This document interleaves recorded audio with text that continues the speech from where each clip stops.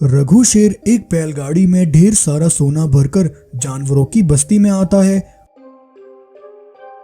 और उसने थोड़ा थोड़ा सोना हर जानवरों में बांट दिया और उसने सभी जानवरों को एक जगह इकट्ठा किया। रघु एक बहुत बड़ी परेशानी से जूझ रहा था। क्या हुआ महाराज, आपने हम सबको यहाँ क्यों इकट्ठा किया और आज आप बड़े परेशान लग रहे हैं। भाइयों, ये आखिरी बार है जब मैं ये सोना तुम सबके बीच बांट रहा हूँ। इसके बाद तुम सबको अपना इंतजाम खुद करना होगा। लेकिन महाराज, आखिर बात क्या है? क्या उसने सोना देना बंद कर दिया है? भाइयों, हमारे जंगल को हमारी जरूरत का हर वो सामान देने वाला और तुम सबके भूखे पेट को भरने वाला वो जादुई घड़ा कल हमसे छीन लिया जाएगा। इसलिए मैंने तुम सबको अगले 2 महीने तक का सोना एक साथ उस जादुई घड़े से निकालकर दे दिया है। बरसों बाद उस जादुई घड़े से हमारी गरीबी दूर हुई थी और हमारे जंगल में खुशहाली आई थी महाराज।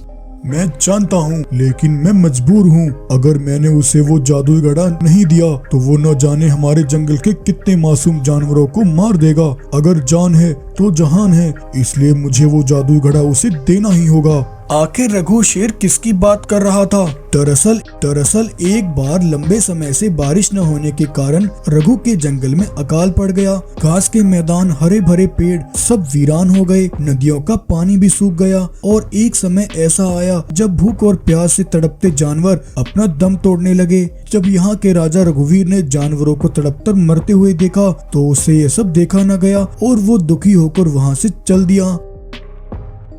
रघु एक बंजर और सूखे खेत से होकर गुजर रहा था। तभी उसे अपने सामने जमीन पर कुछ चमकता हुआ दिखाई दिया। ये देखकर रघु ने उस चमकती हुई चीज को खोदकर बाहर निकाला। तभी एक चमकता हुआ घड़ा जमीन से बाहर आता है, जिसके अंदर से तेज रोशनी निकल रही थी। तभी उस घड़े के अंदर से एक आवाज आती है, रघु, मैं एक जादुई घड़ा हूँ जो हर किसी की मनचाही जरूरत को पूरा करता हूँ। ये सुनकर रघु उस जादुई घड़े को लेकर अपने जंगल में आया और उसे जानवरों के बीच लाकर रघु ने उस जादुई घड़े से कहा, घड़ा, ओ घड़ा, जल्दी से मेरे इस जंगल को हरा भरा कर दे। रघु के इतना कहते ही उसके सूखे बंजर जंगल में फिर से हरियाली आ गई। सूखी नदियों में पानी भर गया और हर तरफ हरे भरे पेड़ लहराने लगे। ये देख रघु और जंगल के सभी जानवर खुशी से झूम उठे।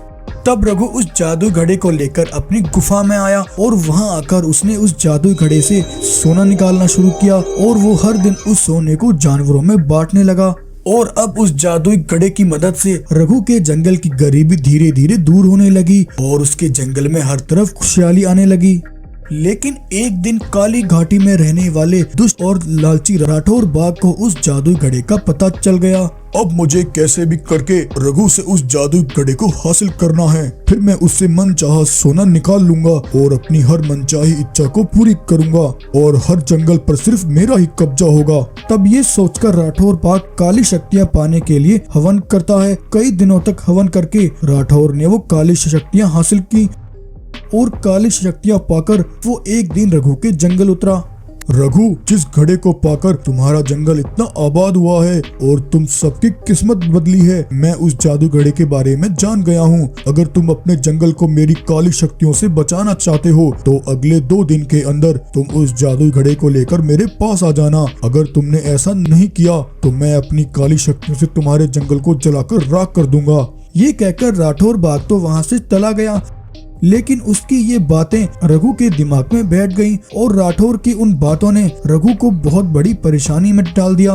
पहले दिन तो रघु ने उस जादुई घड़े को राठौर से बचा कर रखा, लेकिन दूसरे दिन राठौर आसमान से उड़ता हुआ रघु के जंगल में जानवरों के घरों के ऊपर बम गिराकर चला गया। बम के धमाके से जानवरों के घर जलकर राख हो गए। जब रघु ने ये सब होते हुए देखा तो उसने हिम्मत हारकर आज जानवरों से सलाह करके उस जादुई घड़े को राठौर को सौंपने का फैसला किया। रघु कुछ जानवरों के साथ उस जादुई घड़े को लेकर काली घाटी की ओर जाने लगा, लेकिन रास्ते में एक लोमड़ी ने आकर रघु का रास्ता रोका।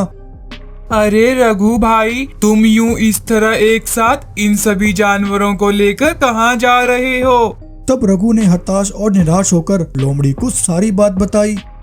रघु भाई, अब तुम्हें परेशान होने की कोई जरूरत नहीं है। अच्छा हुआ मैं तुम्हें यहीं मिल गई। मेरे पास तुम्हारी इस समस्या का एक बहुत अच्छा हल है। तुम सब मेरे साथ चलो।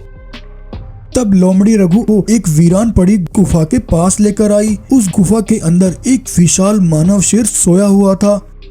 रघु, इस गुफा में सोया हुआ विशाल शेर मानव बरसों से सोया हुआ है। अगर तुम उसे उठाकर उसे अपनी परेशानी बताओ तो वो तुम्हारी मदद कर सकता है। तब रघु ने गुफा के अंदर जाकर उस जादू घड़े की मदद से सोए हुए मानव शेर के ऊपर पानी की बौछार की, जिससे मानव शेर उठकर खड़ा हो गया। कौन है जिसने मुझे नींद से जगाया? मैं उसे नहीं छोड़ूंगा, फिर वो चाहे कोई भी हो। तब लोमड़ी ने मानव शेर को रघु के जंगल की सारी परेशानी बताई और उसे रघु की मदद करने के लिए कहा। ठीक है रघु, मैं तुम्हारी मदद जरूर करूंगा, लेकिन बदले में तुम्हें इस जादुई घड़े से मुझे अगले 1 वर्ष के लिए खाने के लिए असीम भोजन देना होगा। रघु ने मानव शेर की बात मान ली। तब मानव शेर ने राठौर के पास जाकर उसे दबोच लिया और उसे उठाकर जमीन पर पटका और राठौर की सारी हड्डी पसली तोड़ दी। और तब मानव शेर से खुश होकर रघु ने जादू घड़े से कहकर उस मानव शेर के लिए ढेर सारे फल और मिठाइयाँ प्रकट की। और तब मानव शेर ने उन फलों और मिठाइयों को खाकर अपनी बरसों की भूख शांत की। और इस तरह आज लोमड़ी के दिखाए रास्ते से रघु ने अपने जंगल को एक बड़ी मुसीबत से बचा लिया।